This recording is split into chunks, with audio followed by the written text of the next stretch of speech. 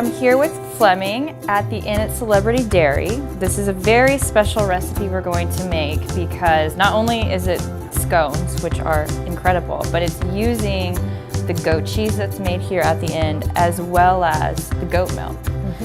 We start with a 1/4 pound of the goat cheese and a 1/2 stick of butter that's been cubed, and a cup of milk that I start first with a little bit of vinegar in it, or you could use sour cream or buttermilk.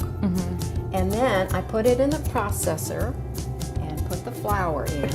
The flour's got the baking soda, baking powder, a little bit of salt, and I did not add any sugar this time because I'm making savory ones.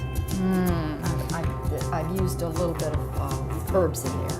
And this one is spelt flour. Why do you choose spelt for this? Is it a different flavor? Well, we found out that it had a really nutty flavor, and it's more forgiving than most of the other flours. The wheat tends to be really tricky to make good biscuits. Right.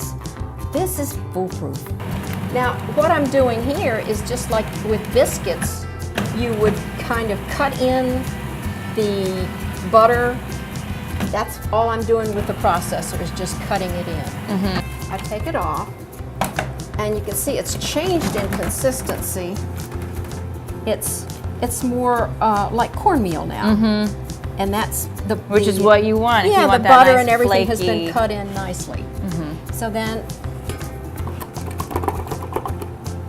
we add the liquid. Now, I have found that the spelt likes to sit for a while, so even though you've made it into a nice dough, it wants to rest. So I usually go and heat the oven and take my time doing this part. Now, if we're going to do the traditional scones, we want to divide this in half.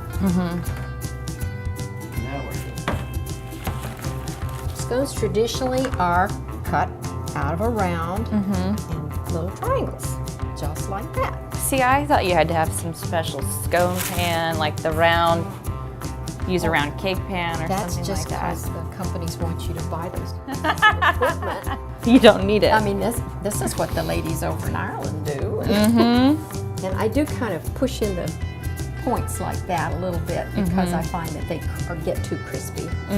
So here we go. Beautiful. Okay, so these are going to go in At 450, and we'll cook about 15 minutes. 450, 15 minutes.